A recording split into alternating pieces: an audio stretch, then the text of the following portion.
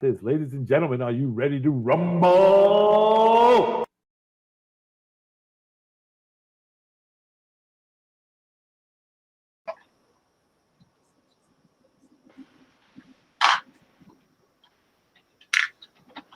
Good evening, everybody.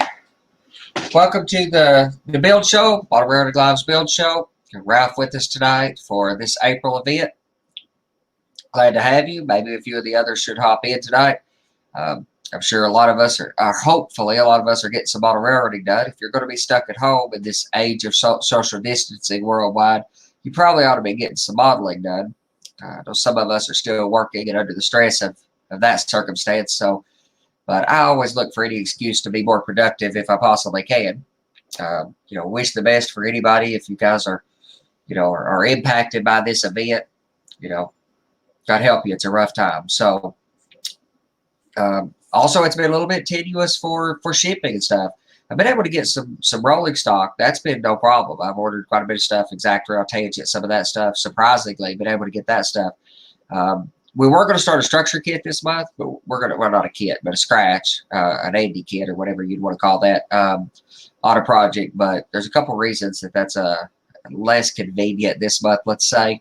I don't know if you guys are experiencing the same thing we are, but we've had internet challenges tremendously. I work in the IT sector, so we're seeing that everywhere, of course, and for a whole host of reasons.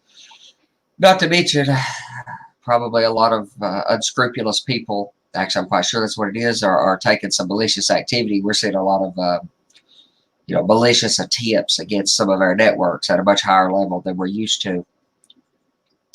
So I've got some more Gator board on the way, some really thin stuff that we're going to work with. I had some stuff that we could work with tonight, but and we'll see how this works. Bear with me if my connection's a little less than perfect because I'm using a cellular connection to get out. So apparently that load on the internet that's been affecting me for the last couple of weeks apparently finally took a piece of equipment down here. So, and this is still Kentucky, so there's still some cans and some rope involved in this mix somewhere, I'm sure.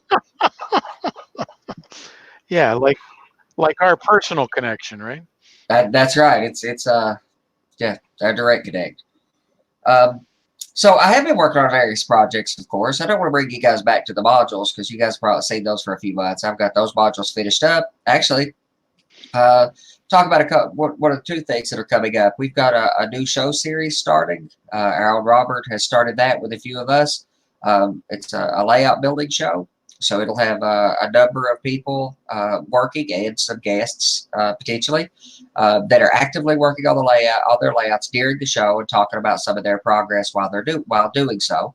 I participate with Robert on that show at least some of the time anyway as well, which has given me a bit of homework here lately. I had finally drawn my plan, which I'll tell you that's a really tough thing to do, is to go from something that was drawn on paper or in more analog mechanisms, and to turn that into a digital plan was tedious. So, but I have a digital plan of my layout now. I've been kicking that around for several years. I even thought about paying Bill Baronic one time just because I didn't want to fuss with figuring it out.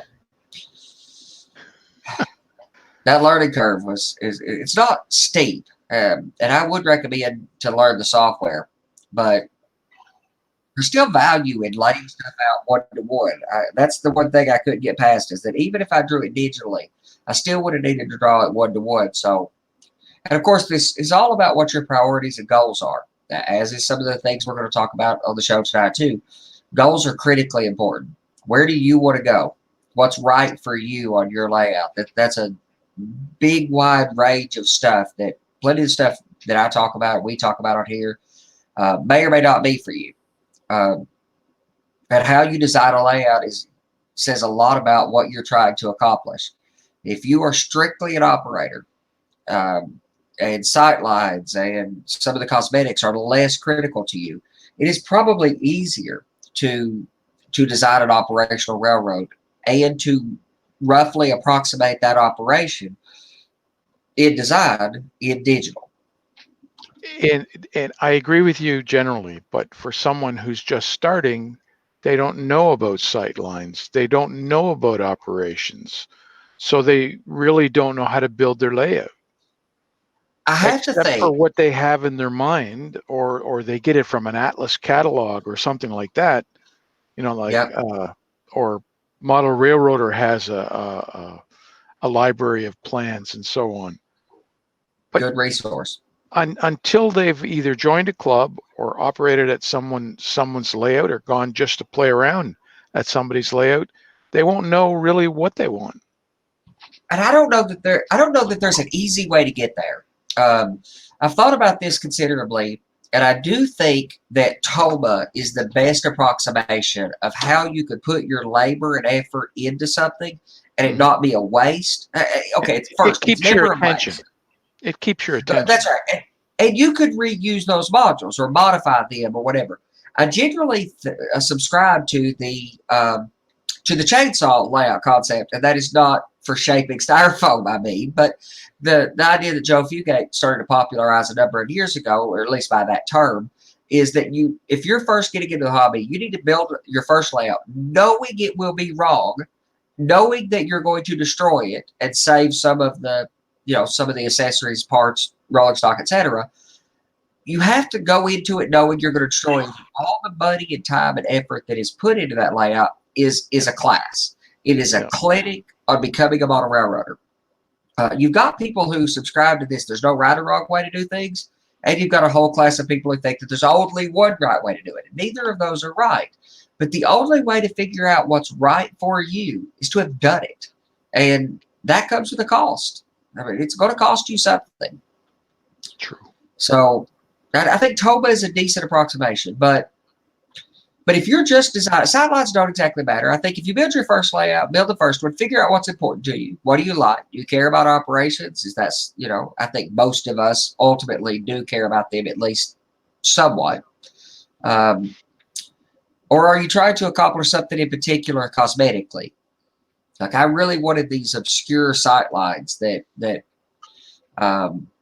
Lance Midheim, and actually that's one of the best things is one, you could spend an unbelievable amount of time researching this, figure out all the details that you want, or you could just get your hands dirty, start doing something and kind of figure it out as you go, which I think most of us ultimately subscribe to somewhere in that balance.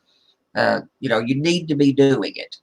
You can only learn so much by reading about it. You can learn a lot about what this or that person thinks of it, but what you think about it's going to require you to get your hands dirty. Well, okay, there's gloves for that. You don't have to actually get your hands dirty.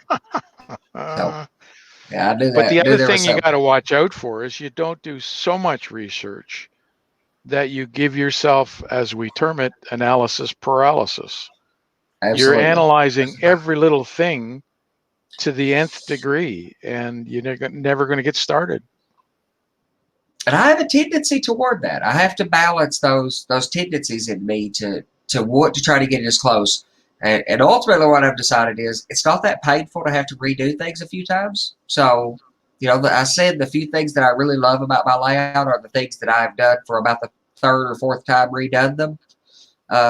I feel like maybe one or two more times in each individual area, and I'll be pretty happy. So, Big Bill's got something in the chat. He says, building your first layout has nothing to do with what you want. It's more about, I want to get trains running. yeah. I agree and I disagree. At some point, you have to know what you want, or at least, I want to get trains running, but then you have these grand ideas floating around in your head when you start. Well, and if all your focus is to get trains running, my instinct is that you're going to make a tremendous number of compromises that are going to bite you as time goes on. There's a balancing effort here. I mean, I've spent almost 5 years and had trains running very in the process because what I'm going for is a fairly ambitious goal given the size, especially for one person. So, but there's a balancing act. You've got get building it, get busy living or get busy dying. I think Shawshank Redemption. So build something, knowing that it's probably going to be wrong. That's why I like the idea of building modules. Build a small piece of it. Figure out what you care about, what you like. Throw it away if you have to. you're going to have to learn this stuff one way or the other. And not just, there are skills involved with absolutely everything there is out there. Nobody just picks up a guitar and plays. That is not a thing. That's right. It takes time. This hobby is no different than any other. The only difference in the most expert of model railroaders that you've read about in magazines your entire life and you at the very beginning stage, the only difference in that is time. I mean, there's money, commitment, all kinds of little details. Time is the big thing.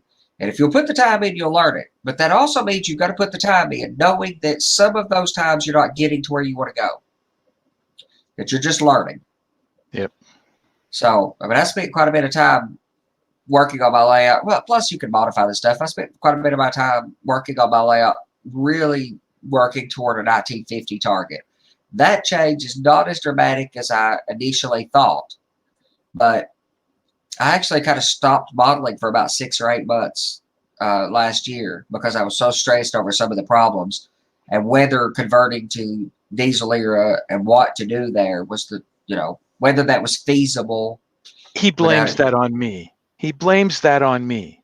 Yes, some. Yes, some. Blame is the wrong word. Give you credit for. Okay. Now, if this goes south, credit for turns to blame, but we'll see. Yeah. All right. Yeah, okay. Maybe blame. Right now, I'm still really happy about it. I'm really excited about it again. So, Human City Junction says, I did so much planning in AnyRail 6 that I eventually just built the T-Track module. I went from 8 foot by 8 foot layout to a 2 by 13 inch module, 2 foot by 13 inches. What I think, there's a couple concepts that apply to Tom, but I don't mean to totally go that direction and divert us from this, from what we were talking about tonight in general. But the adage of how do you eat an elephant, one bite at a time, and that's also applies to building a layout in small sections. It's part of the reason that I kind of like to disagree with Bill Baronic about one of his tenets of build all the bench work, lay on the track, wire it all, run it for a year without doing anything else, et cetera, et cetera. That's a process that has worked for him. I don't disagree with him. He's not wrong. In fact, he's quite right, especially on an early layout. And on small layouts, that's adamantly true. No question. But as you start to get into larger projects, that's going to be incredibly discouraging, number one. But even at the small scale, if you're just figuring this stuff out and you don't have this big master plan that's well documented and detailed and all that other stuff, sometimes you don't want to stagnate while you're trying to figure this next thing out. That's why I've really fallen in love with the Toma concept. And I started my layout about a year before Toma was published in MRH the first time. I started mine in like 2014, and he started talking about it in 2015. So I'm calling mine Toma-ish. Although my concept was to just build something that was movable, not portable, but movable. But I didn't subscribe to some of the other tenets, and I wish, I had seen some of the things that Joe Fugate's done with Toma here recently, integrating the backdrop and the valance and all that into modules. I would have undoubtedly built it that way. I can't imagine a better way to build a layout than a completely integrated system. Yeah, that's spectacular. But mine's not built that way. Robert just popped into the chat. Robert. But he's put me to work here lately. I've got quite a few hours in track planning, but I tell you, it really does. I don't think anyone's first layout will be a Bill Baronic design. That's probably a third or fourth layout level. Maybe. But I think Bill Baronic, I think it depends. Yeah. Yeah, I think it depends. It depends on a couple things. If you've built a couple layouts, toying with the idea of being serious about it, and you have not learned a tremendous amount about the prototype and how prototype operations are involved, then employing a layout designer that does know how prototype operations work in order to get you to an operational layout from a design perspective. Bill Baronic, Lance Midheim, the various people out there who do this kind of stuff. I'm more inclined to think that's like you built your first layout, maybe a couple, but probably your first decent layout. You decided you didn't know how to figure out how to operate it. Boomeronic will help you get to that point as a second layout. By the time you became an operator, it's very likely that you've learned some of the particulars of how you're going to want to operate, because there's a lot of ways to operate a railroad. I've got a show concept we've talked about how to, helping you figure out how to answer the questions that are critical in order to figure out how to operate, because there's just a lot of choices that you have to make, or at least 5 or 6 choices you have to make in order to operate. I think Bill Brodick does a spectacular job, especially for a second, possibly third layout. Because you get 4 or 5 layouts in, you're going to be doing it yourself, probably. Here's an interesting concept. Adrian Gadsden got an echo again.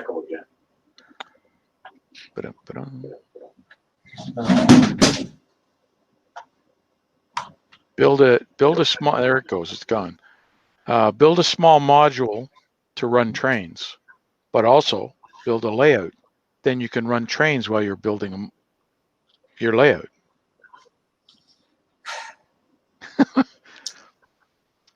And at the end, you can add the module to your layout.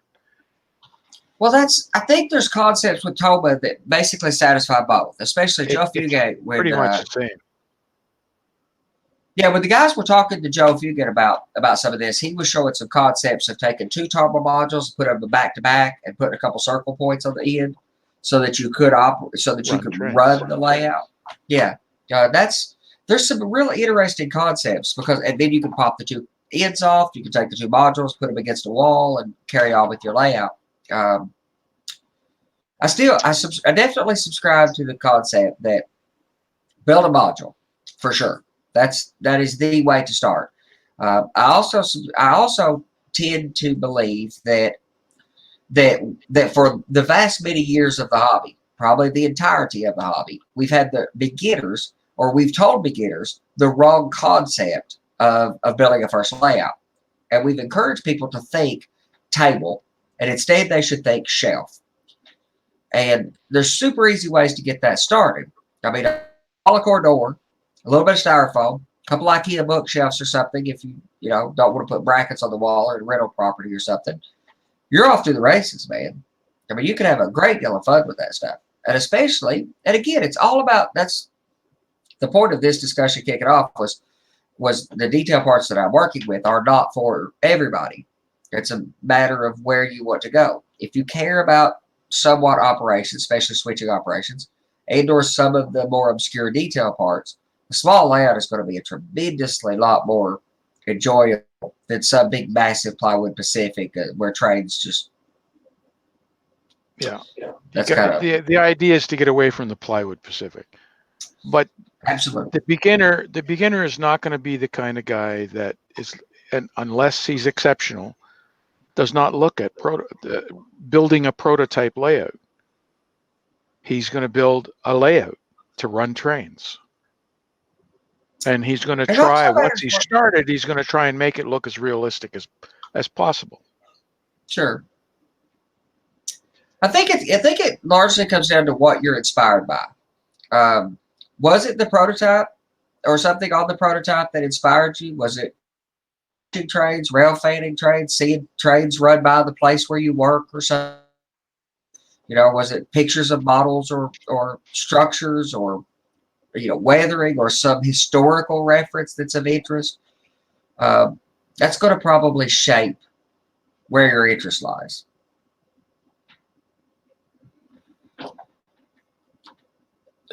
So I've been working on like I said, I've worked on the modules that you guys have seen, not complete, but we'll show those here soon on the layout series as I'm waiting to hang them in the layout room until Robert's show kicks off.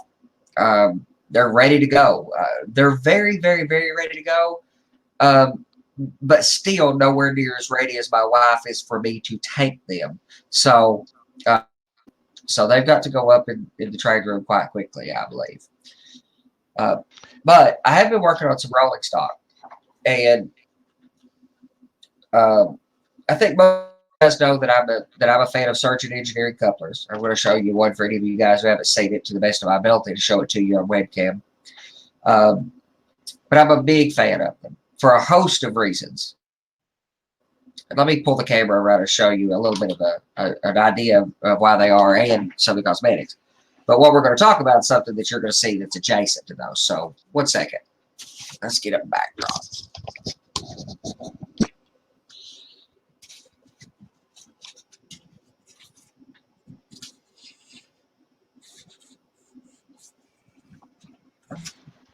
All right. Yeah, that works pretty well. Not bad. All right. So first, these are search and engineering couplers done by a guy named. Oh yeah, I guess I moved. So these are search and engineering couplers designed by a guy named Frank Sargent. He's largely got out of it. That's become some complexity lately. They're a prototype coupler. They look and operate prototypically. The knuckle does not stay open. You have to open it to couple them, just like the prototype. You can hook cut levers to them, just like the prototype. Now you'll see the thing that we're going to talk about a bit more tonight too.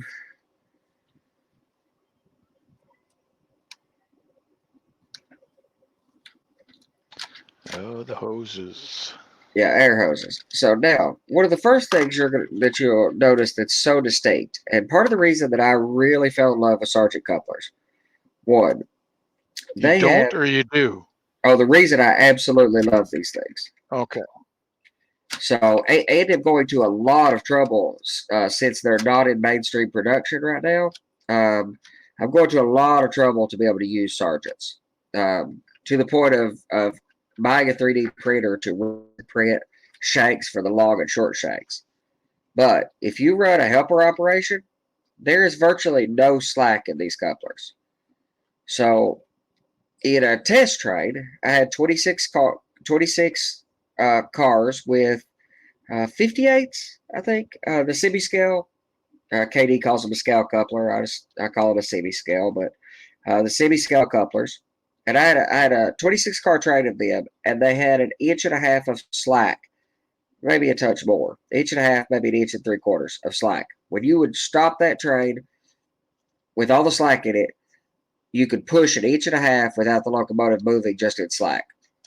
A 26 car train with Sargent couplers has about an eighth of an inch of slack across the entirety of the train. The couplers are also smaller. Absolutely. Scale. They also don't require, with KDs, I'm not a fan of the trip pins. The cut bars, yeah. Yeah, I despise those things. They're just goofy looking as they can be to me. And I know people like them, and everybody has to make their, as I've said before, model railroading is a choose your own compromise story. That's a compromise that you have to take if you want to operate and use some of those features. And for those of us who cut the cut levers off, I think Keith and Dale despise that we do that. The guys who started KD, Keith, Dale. But the way most of us who like to operate do is that we use a skewer or a little pick.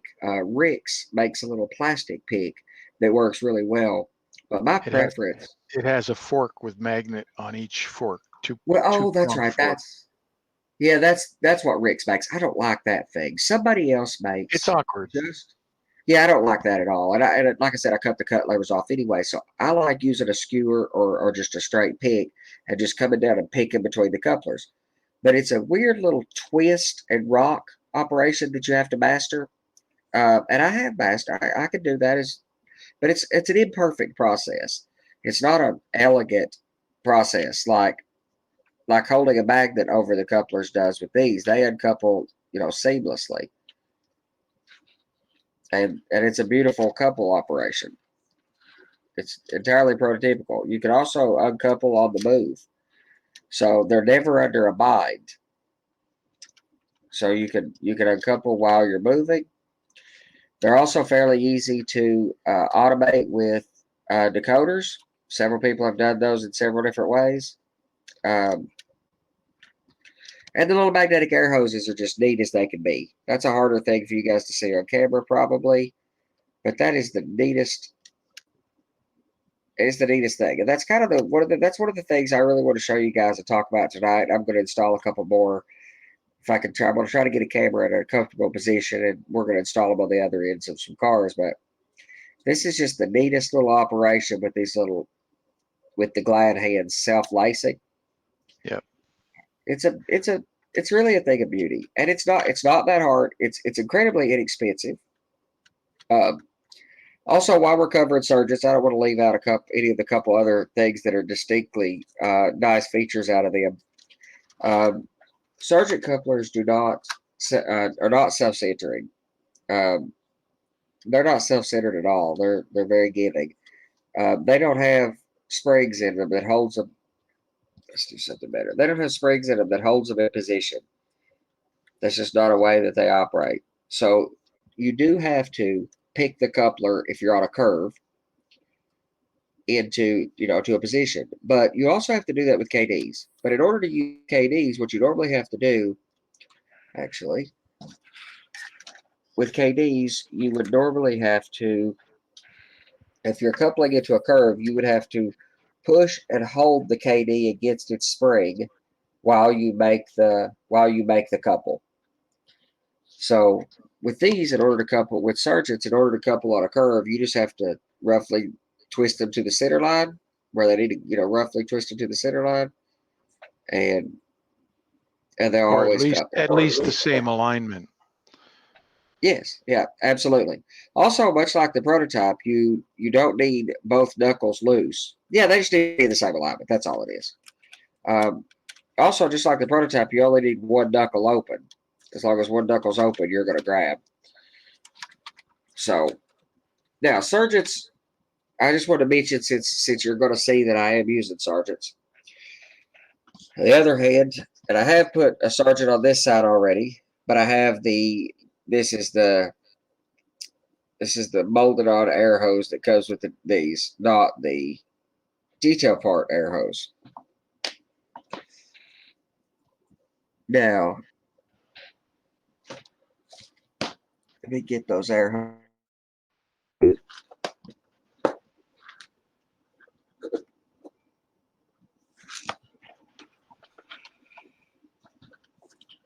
And the Sargents are, if you read about their viability right now, because the guy who made them originally is getting out of the game. So, but the Groups IO page for them has been really popular lately with guys figuring out how to solve some of these problems, 3D printing with resin printers, some of the parts. So I am going to get a resin printer. I've been debating with myself about it for a while anyway.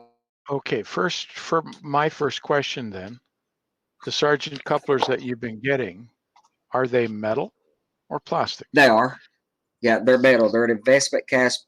They're investment cast parts. So a resin will stand up to some abuse, but you have long trains and you're going to end up with the same problem that you had with the plastic couplers that come with some manufacturers, that they let go with certain weight on them.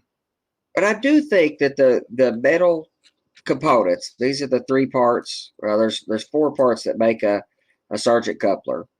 There's the bottom knuckle and the shank. This is the part that we're gonna have, that I'm gonna have to 3D print, is the main coupler shank. And then you've got the actual knuckle, the end of the knuckle, and you've got the top of the knuckle that actually closes it down on the hinge.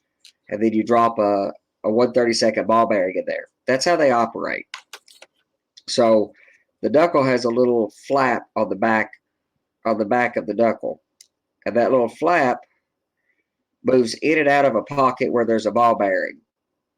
And if the ball bearing is in the down position, it holds that coupler from being able to open, from being able to close, but it can't open because and if you close it, then this part moves out of the way, and the ball bearing drops down, holding the knuckle closed. And in order to operate it, you have to use a magnet to pull that knuckle up. To pull that ball bearing up out of the way, and then the knuckle opens. And granted, some of these parts are fairly small, but I am interested in 3D printing them. And this is really the part since we were going to see those, I figured it'd be worth talking about them briefly, but this is the thing that I'm so enamored by. These are the little air hoses with the magnet. PWRS, Pacific Western Rail Supply, makes them. They are a Canadian company, but, don't hold that against them. They also make MU cables for your locomotives. Yeah, I really should have got some of those. I'm going to. Honestly, the MUs are a manual connection. You physically have to do it yourself. Yeah, that's okay. And the ground crew would be doing that anyway. Exactly. And that's the point, is to recreate as much of what the prototype is dealing with. Basically, there's a couple things that basically all operators kind of consistently say. One of those is to slow down your operation.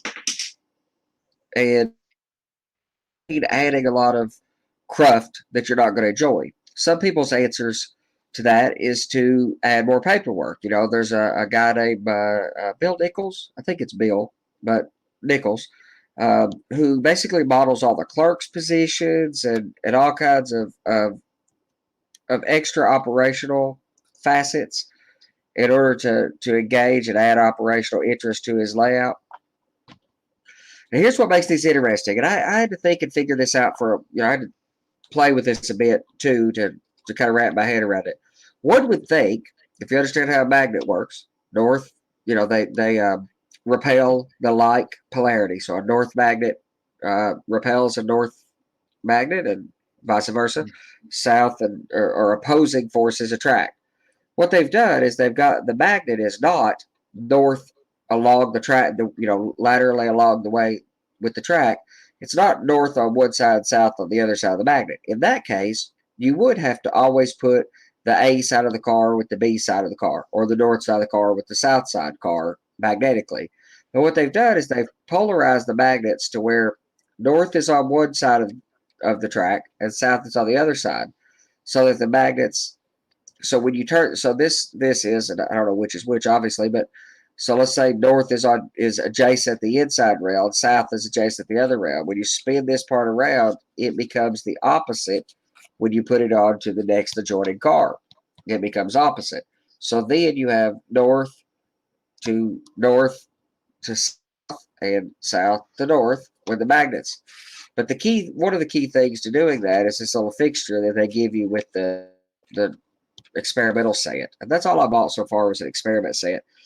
I bought a set a couple years ago and just couldn't find them. And I probably could have found them if I'd looked a little more, but they've come out with a newer version that has these square magnets instead of round magnets. And I like these quite good. They're really close to the glad hands that you see that come on the molded on parts. They're pretty doggone similar. If they're slightly larger, but it's pretty insignificant difference. And it looks a lot better than these glad hands or the air hoses, the glad hands on them just hanging between your cars, having that magnet. The key is to this little fixture right here. So now I'm going to set up and we're going to glue one on. Now, there are some parts that they provide you if you have rolling stock that does not have these molded on hoses. That does not have these molded on air hoses. In my case, most of the cars that I buy do now have the molded on plastic air hose. Cut lever? Air hose. Yeah, air hose. Yeah, I'm a big fan of them having the cut levers. Let's see. I'm a big fan of them having cut levers. This one has cut levers and an etched metal platform. And yeah, I've said for a while, to those who've listened to me babble on about this stuff, that I have a couple of criteria for freight cars. Anything that doesn't have separate grabs, for sure, because that's a real pain to actually deal with. I can't deal with it. I have done it before. obviously, and if there is a particular, sorry, I knew it was going to end up the floor. If there's a particular piece of rolling stock that is that I would benefit from buying at an AccuRail or something and modifying it myself, then fine. That's not a problem. I could do that.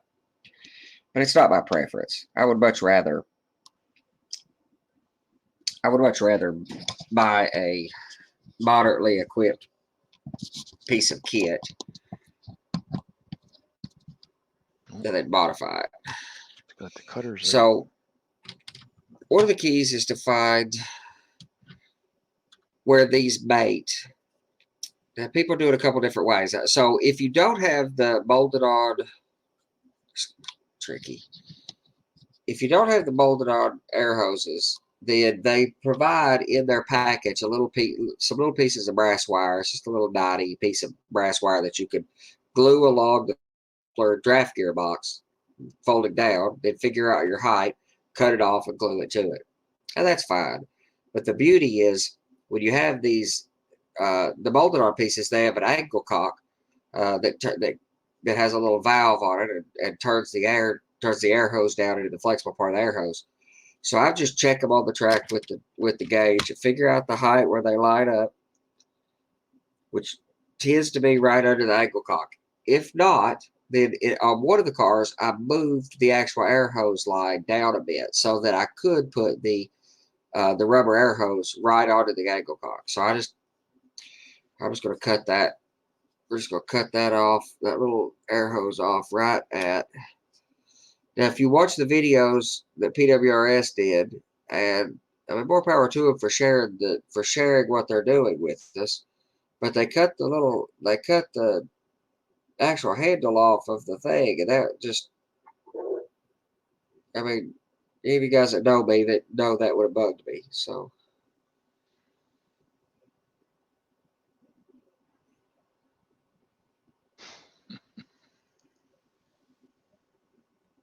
all right. Now, make sure we've got a smooth side. Actually, it's going to help if we look goofy for a few minutes.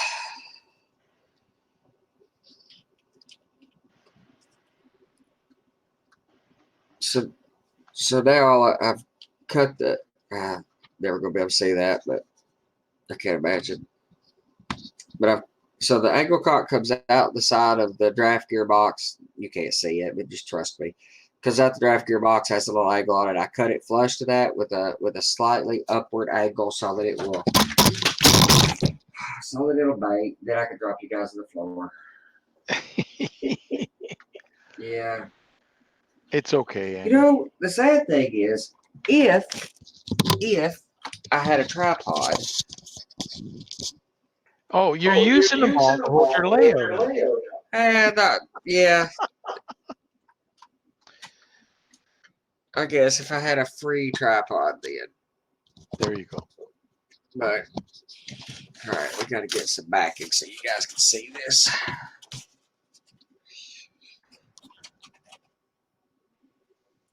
Actually, I'll tell you what. I'm going to glue this thing on with that while I actually look at this thing. That's what we'll do. And then I'll show you. Because there's no way I'm going to get the camera into some reasonable position. So, I guess talk amongst yourselves. No. So I get to look goofy for a minute. But, so once you cut the angle cock, this little piece lays along the little. I mean, it's a piece of styrene with a piece of. I mean, they give it to you. So I mean, if they charged a few dollars, it would bug me too. But they give it to you. So with the magnet on it, you're just going to lay it along the track work. Now, one of the keys to it, and they mentioned this, but I think they only mentioned it once. But I've played with them a couple times, and I did have to re-glue one. What you want to do is to the track so that it forces the magnet to basically be right under the coupler, because you want. I mean, they're pretty strong. But you want, just like glad hands or just like air hoses on the prototype, you want them to be hanging down under the coupler because they lace. That's why, people talk about lacing cars. They're lacing glad hands. They're going under the coupler from each side of the car. So you want to twist it and, cock it slightly sideways. Now, I haven't glued it yet, so I'm going to show you the position. And then we'll just glue the thing. So it's just sitting on the bracket and pushed up against the air hose, but you want to cut it and such so that it just mates without any extra pressure. You resist any temptation to take the tweezers and push it into position, because then your air hose is going to hang funny. I have found that they're actually quite tolerant of that, in my experience so far. But the guys at PWRS recommend not doing that, and I'm sure there's reasons why. And then you want to twist or cock this piece just a little bit. The idea being that air hose. You want the magnet in the center. Yeah, aligns to the center, and you'll see on like these other cars, it's pulled toward, it's pulled right basically under the coupler toward the center. Just, it's not going to get in the way of anything. I mean, it's stupid flexible, just a little piece of rubber, so it doesn't really get in the way. Actually, that car's not on the rails anyway, but it's pulled toward the center. That makes it easy for them to line up. Now, if this was set here. This is me feeling. Want me to hold? Oh yeah, please. Yeah, I could totally use an extra hand. All right. Well. All right. This is super glue. I need to order a bunch of these things. I wondered if Amazon considers that critical or not. I'm starting to consider them critical. I'm getting pretty low. A lot of us would think the same, but I would say no. Yeah, that's my instinct as well. I wanted to order some shoes the other day, and they said no, sorry. Oh. Don't those hoses, Scott Thornton says, don't those hoses require you to hold the car every time you couple? No, I don't think so. I think they're cool, but that seems like a lot They're of hand. It's hand you what? Requires you to hold the car every time you uncouple. No. You have to do what every time you uncouple? Hold the car. Only for uncoupling, not for uncoupling the magnet.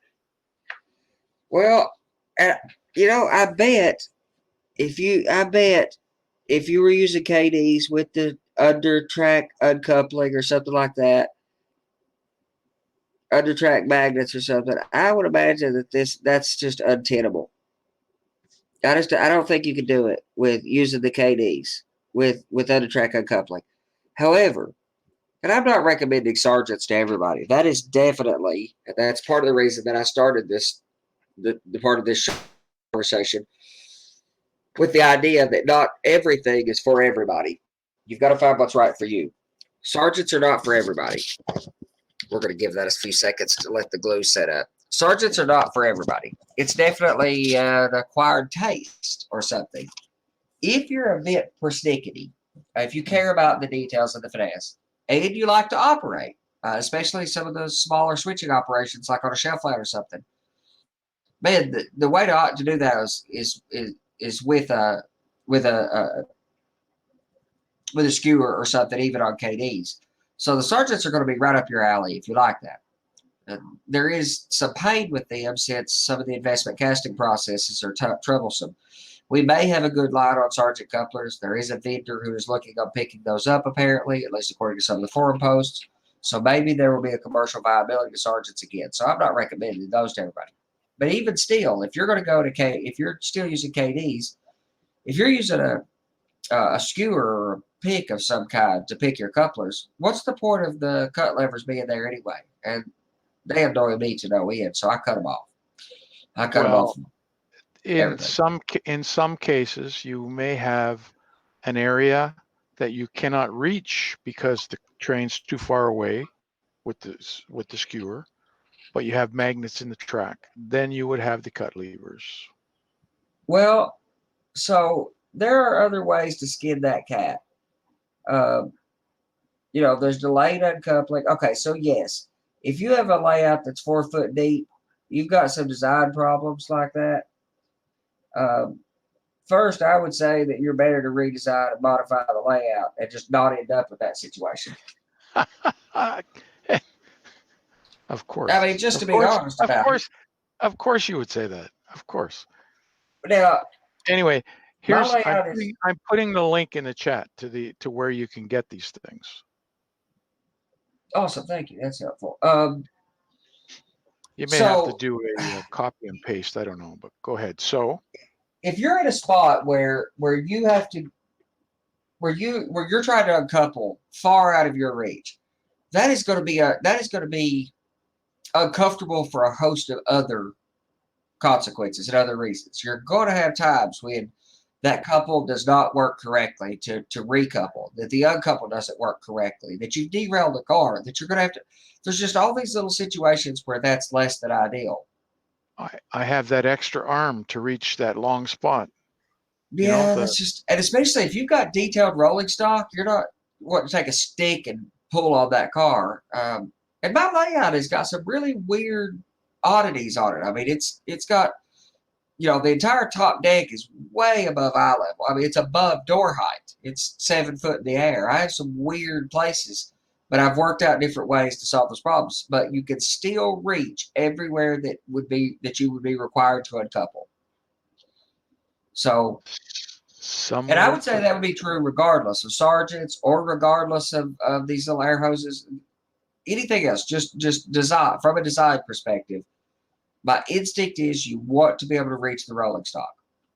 At any point that you uncouple, and at most points where you don't uncouple, you're going to want to reach that stuff. I mean, think about cleaning track or doing any basic maintenance. It's going to get difficult. So did you glue it on now? I did. And? Success? Yeah, I did twist it a little bit just to make sure.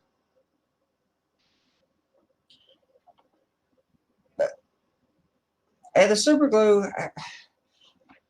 I don't get the same results out of with Accelerator that I do. I mean, you do have I know most of you guys who've watched me talk for a while know I'm not exactly a fan of super glue per se. I mean, I'm a fan. I'm super happy that super glue was invented, created, made available to us. I keep bottles around. I use it for things.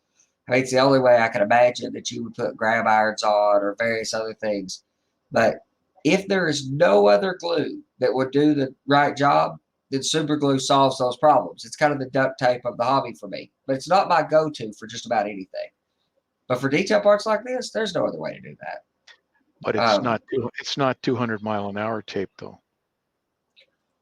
No, I've got some of that double-sided tape stuff that would do 200 miles an hour. That I put parts of my layout together with some of that stuff, and I think they would stay together at 200 miles an hour. We'll see, but yeah. I'll just give it a minute. Now, another way to have done that would be to take Accelerator and just use a little stick with it so that you could, because I don't like spraying my cars with Accelerator. That bars everything up. So I have to put a card Okay, down. so the other thing, you don't have to use Accelerator because AC glue was designed to cure with moisture. So you could take on the end of that stick you had the glue on, you could have a drop of water.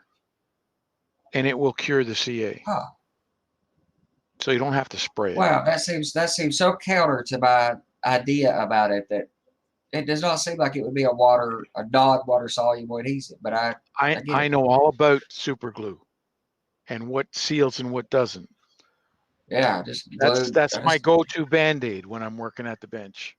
Yeah, that's glued right now. Or that's handy. So super glue is super handy. I'm a big fan of it. But I tend to put more super glue on me than I do anything else, and not for the same reasons that Lionel Strang does. Just as a healing method. So now this car had the air hose on the opposing side. It had it on this side before, and it coupled to this car that has the air hose in it. Now we put it on the opposing side. And it does couple to that, and just to show you the left-right magnet situation, which was so smart on their part. I mean, obviously this thing is not workable if you hadn't done this, but it's super smart way for this. It's a super smart kind of concept in general. But now simply the air hose on. I've been setting up, kind of building couplers and putting air hoses on. So now you've made your mate, and I didn't open the knuckles. So while you're doing that, Scott Thornton says he uses Sargents too, but he's discovered they work best with track that is close so that you can center the coupler and see what you're doing. They do. They're not. So I think, like I say, if you have a switching layout or a layout, a more typical shelf layout, Sargents are worth considering. Now, the pain point of Sargents, this was more about the air hoses that I'm so fascinated with right now. But I've been in love with Sargents for several years. The only problem with Sargents right now is the pain of getting some of the non-standard ones that aren't available. So, like, I've got a long shank situation, and that's not So Scott not also adds Scottish English war long shanks, but Scott also adds that they require significant lubricant for them to couple reliably. He's found graphite works perfectly. Just dump a bunch. I have a little tube of graphite that I just dust the ball bearing with as I put it in. That's exactly what he said, where the bearing is. Okay. Yeah, and they are open on the backside of the knuckle. I mean, I'll never get a camera to go in there, but I've never lubricated one after the fact. I meant to ask you about that ball bearing that's in there. Does it look like it's chrome or just steel? Yeah, it's shiny. Okay. All the more reason to put the graphite on. The graphite dust, I can't imagine what else you'd do. I know that's just something somebody else recommended, and somebody Sergeant or whatever recommended, I think. Don't even on KD couplers, don't ever use a liquid lubricant because all that does is collect dust and dirt. Graphite works beautifully. It's a natural mineral, and it's the way it's built, or the way you get it out of the ground. It's like layers, and it's this motion here that makes it slippery. Or it flakes off or sheets off. Yep. Yeah. But if you look up graphene, I mean that's where the future is in some of the technology is graphene, and all that is single molecule layers thick of graphite, and it's amazing how strong that can get. And they build these tubes out of them, the microscopic tubes. That's not really modern railroading technology right now. That's very top end physics stuff, but it's amazing what they're doing with graphite, with graphene. Now, speaking of the one last point on even using KDs with graphite, one of my favorite coupling tools to use is just a number 2 pencil, because you get the benefit of the graphite as you're, you got a pencil to write orders and to write any of your paperwork down with. As you use the pencil to pick and to uncouple, you're applying some graphite to it. It's a good weathering aid. You're adding a little bit of weathering effects to what you're doing all the time. I mean, maybe not perfect, maybe not live up to Ralph, but no consequence, I don't think. I don't think so. But as long as it makes it work good, that's all that counts. That's it. So anyway, so we've got a couple things coming up.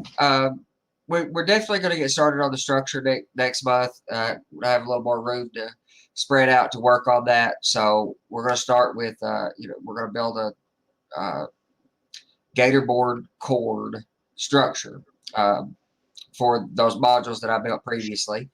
This was a little side path since I'm kind of enamored by this and have been on kind of a rolling stock and locomotive frenzy lately, to kind of get up to speed to this modern era, and so that I've got a whole bunch of stuff so that I can make it look dirty, as inspired by the Mudfather. So again, it's his fault, as he said so clearly. So okay, just to add a little last note, Scott put down graphite.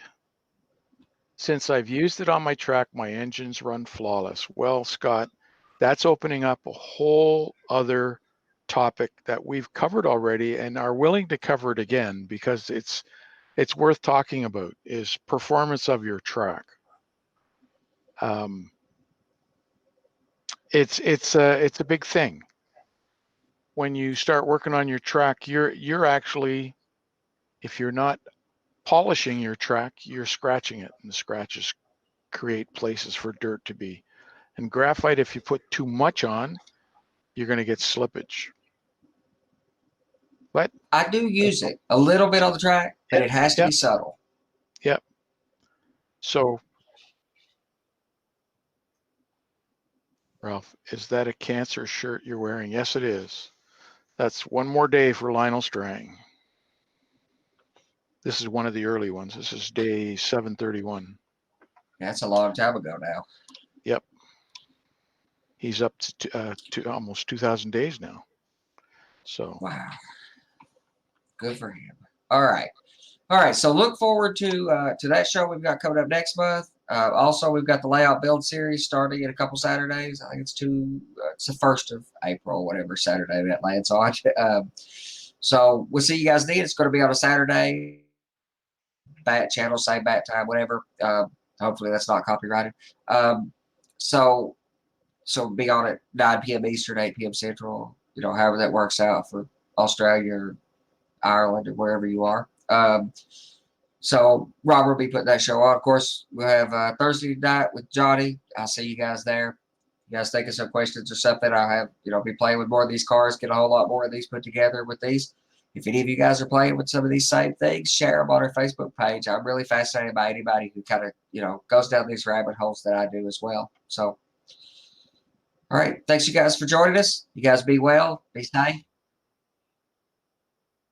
Oh, Ralph's tomorrow night. Good deal. All right. We got shows every day, all week then. Ralph tomorrow night. All right. I got good stuff. Yes. Yep. So, yeah. Ralph's Weather shows tomorrow. Come watch it, make something dirty. We'll be working on this. We'll be working on this. All right.